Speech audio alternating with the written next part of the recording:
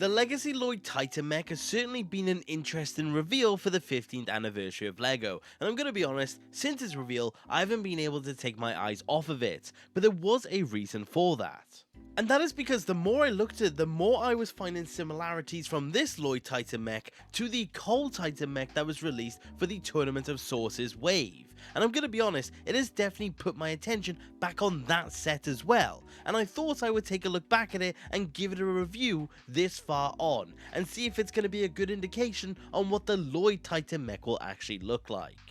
And here it is, but upon first impression, you may not expect this kind of colour scheme for a Cole Titan mech. The thing is that there is a lot of white in it, but the thing is that it wasn't initially actually his mech. In accordance with the story, this was actually originally his mother's, and I like to think this is actually an indication on the type of colours that she actually used when she was the Master of Earth. But enough of the story and the lore implications of the mech, let's actually look at the bricks themselves, and I'm gonna be honest, the design of this mech is absolutely fantastic. There is so many paneling, so much different details, and so much texture to this mech, it really does go a long way.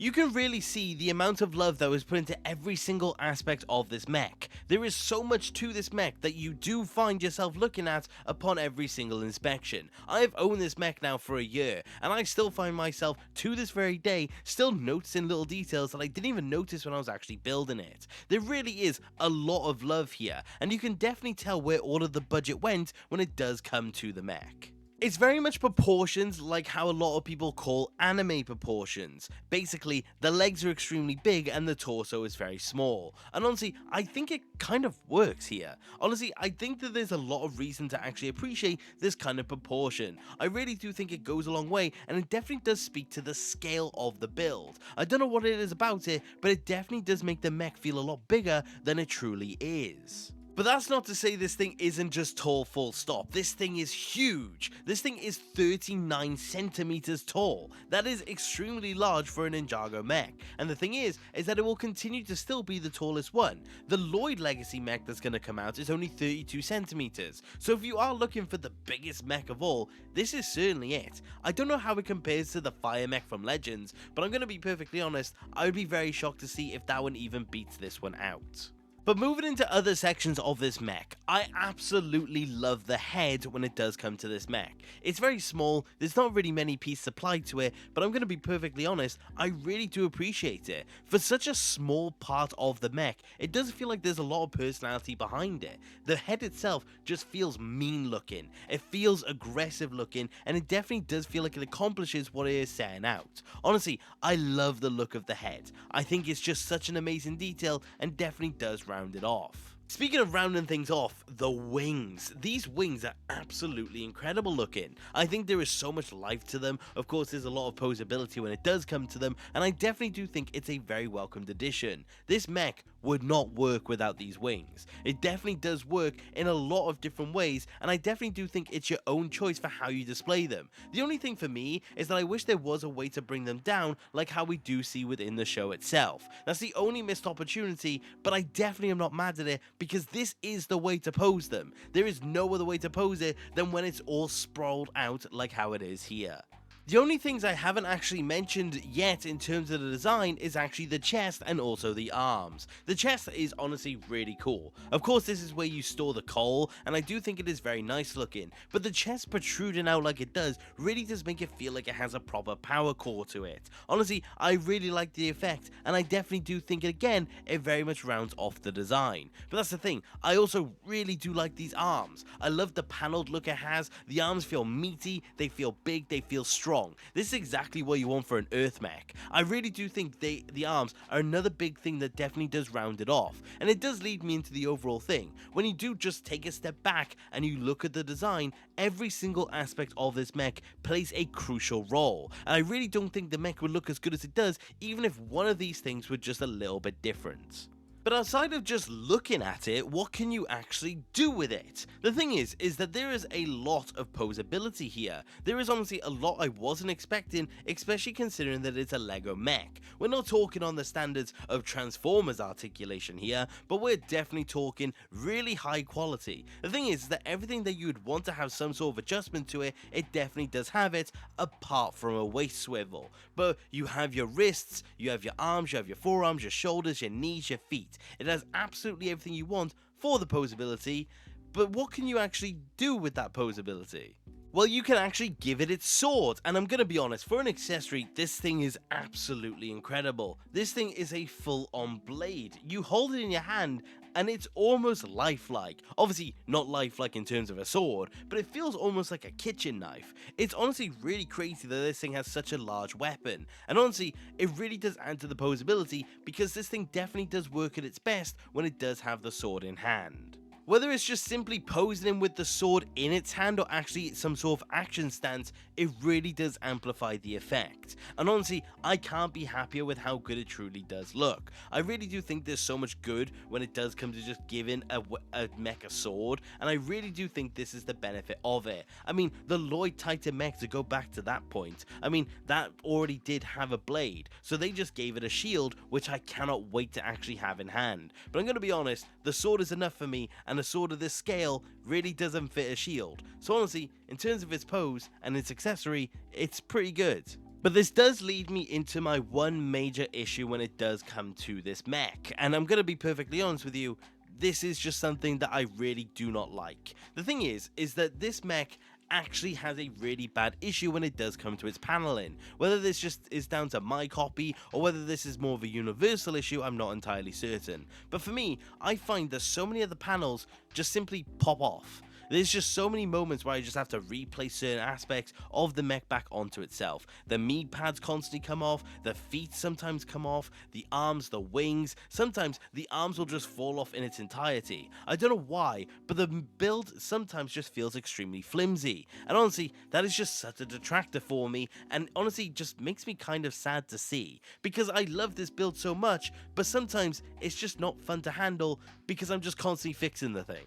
Like I said though, that could just definitely be a my copy issue. It may be different for yours, but as of for me, that is the main detractor for the mech itself. Honestly, it does just make me wish that this thing was just a little more sturdy. I just wish it was more fun to actually mess with, because that is the one thing that makes me put it down a lot. It's just simply, at times, not wanting to just rebuild the entirety of the mech. But I'm going to be perfectly honest, on an overall, it is a fantastic looking mech. There is so much going for it, and I'm really happy with the product that it is. This is the only Titan mech I currently own, but honestly, this has made me want more because this one is just so good. But honestly, I think it's because it's potentially the best of the bunch. But of course, what is a mech without a pilot? And that actually brings us in to the one minifigure of the set, which is actually Pilot Cole. This is unique and is exclusive to the set itself, and it is a very nice addition to your roster. Of course, this is the thing that will complete the final lineup of Ninja when it does come to the Tournament of Sources. But is it a good minifigure? I mean, it is certainly unique. That is one thing I will give it over anything. The design is honestly very nice looking. The torso and the legs are the main things when it does come to it. Obviously, it is white with the tint of orange and a very light bit of black. Honestly, the main thing for me is that I wish there was more black on it, but again, I kind of attribute this to the idea that this suit was actually Cole's mother's. Honestly, for that reason, it's very excusable. But it is a very nice print, and I'm definitely glad that I actually have it. There are a couple pieces that do get reused, mainly obviously being the fact that it's the mech hood, but I'm really not mad at that. I mean, Lego aren't going to make a new hood for just one minifigure, but the thing is that it does come together to look really cool. He doesn't have anything in the way of accessories because ultimately he's just meant to really sit in the cockpit, but that's kind of fine. I mean, there's not really anything you could give him apart from elemental pieces, but personally, I just don't really give him anything because he doesn't really need it. But honestly, I really do wish there was just something for him to maybe bounce off of that isn't a weapon, and that kind of does go into the main argument when it does come to this minifigure. Because whilst I do really like it on an overall, I definitely do think the main problem is that there's nothing for the Cole to actually bounce off of. I wish there was just another minifigure at the very least for Cole to actually stand alongside with. Of course, they wanted all the budget that they could to go to the mech itself, and for that reason I do respect it. But the thing is that it does feel like, especially for the price of the set, you should have gotten more than one, and a lot of people did say that at the time. So whilst it is a fantastic looking minifigure, they just most definitely should have done better. Because that does lead us onto a very begging question when it does come to the overall, because that's the set in its entirety, it's the mech and the minifigure, and it does make you wonder, is it worth actually picking back up? Is it worth going back and getting this set, especially considering the amount of sets we're getting next year? And honestly, it is a very difficult question to answer. The thing is that you may still be able to pick it up through some sort of official retailer. Personally speaking, I haven't really checked because I already own the set, but for the most part, you're probably going to be relying on the aftermarket like Bricklink. So obviously you have to tailor your idea on how much you're willing to spend in accordance with the aftermarket. Originally, its retail price was $89.99, and obviously that is not far off of what I got it for. So it does make me wonder, is it worth actually getting it for that price?